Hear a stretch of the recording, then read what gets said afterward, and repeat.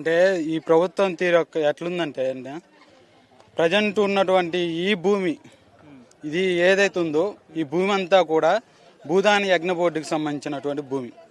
అంటే భూదాన యజ్ఞ బోర్డుకి సంబంధించినటువంటి భూమి అంటే ఒకప్పుడు బాగా భూమి ఉన్నటువంటి రాజులు కానివ్వండి, లేదా పెద్ద పెద్ద జమీందారులు కానివ్వండి, లేదా ఎవరైనా దానపరులు వాళ్ళు దానంగా పేదవాళ్ళకి పట్టణాల్లో అయితే మాత్రం ఇంటి స్థలాల కోసం, లేదా రూరల్ ఏరియాలో ఉంటే మాత్రం వ్యవసాయం కోసం ఇవ్వండి అన్న ఉద్దేశంతో అనేక వందల ఎకరాలు దానం చేస్తే అదన్నిటిని కలిపి ఒక బోర్డు కింద ఏకం చేసి అన్నిటిని కూడా భూదాన యజ్ఞ బోర్డు అనే పేరుతోటి ఈ భూములన్నింటినీ కూడా 2014 భూదాన్ బోర్డుని రద్దు చేసేంత వరకు కూడా నడపడం జరిగింది.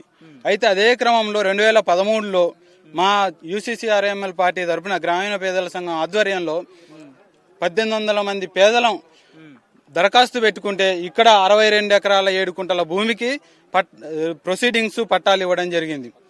ఇచ్చిన నేపథ్యంలో మేమంతా కూడా ఇక్కడ గుడిసెలేసుకొని దాదాపు 10 సంవత్సరాలు 12 సంవత్సరాల నుంచి ఇక్కడే ఉంటూ అనేక కష్ట నష్టాలు కోర్చి అనేక రకాలైనటువంటి బాధలు అనుభవిస్తూ కరెంటు లేకపోయినా నీళ్లు లేకపోయినా అదేవిధంగా నైట్ పూట చీకట్లలో పాములు తేళ్లు ఎన్నో రకాల ఇబ్బందులు ఉన్నా కానీ చిన్న పిల్లలతోటి చంటి పిల్లలతోటి అనేక సమస్యలతోటి ఇక్కడ ఉంటూ అనేక రకాలైనటువంటి బాధలు అనుభవిస్తూ ఇన్ని సంవత్సరాల నుంచి ఉంటున్నా కానీ ఈ ప్రభుత్వాలు ఏదైతే ఉన్నాయో ఇప్పుడు పక్కనే కలెక్టరేట్ పడ్డది, ఇటువైపు ఇంకొక రకమైనటువంటి అభివృద్ధి జరుగుతుంది. ఖమ్మం పట్టణం ఇక్కడ దాటిపోయి దాదాపు వెంకటాయపాలెం అవతల వరకు వెళ్ళిపోయింది. ఈ పక్కనే గ్రీన్ ఫీల్డ్ హైవే అనే పేరుతోటి ఒక పెద్ద హైవే రాబోతుంది. కాబట్టి ఇక్కడ ఉన్నటువంటి భూమికి దాదాపు ఎకరం 10 కోట్ల వరకు వాల్యూ పెరిగింది. ఈ 10 కోట్ల ఉన్నటువంటి భూమిని ఇక్కడ ఉన్నటువంటి చిన్న చితక బోండాలు కొట్టుకునేటోళ్ళు పనికి వెళ్ళేటోళ్ళు 200-300 పనికి వెళ్ళేటోళ్ళకు ఇవ్వడం ఎందుకు? అదేదో మనమే ఆక్రమించుకొని విల్లాలు కట్టుకుంటే కొన్ని లక్షల కోట్లు మనం వ్యాపారం చేసుకోవచ్చు కదా. 600 కోట్ల స్కామ్ని ఇక్కడ తెరలేపి ఏం చేశారంటే ఇక్కడి నుంచి వీళ్ళని ఎట్లాగైనా పంపించాలి.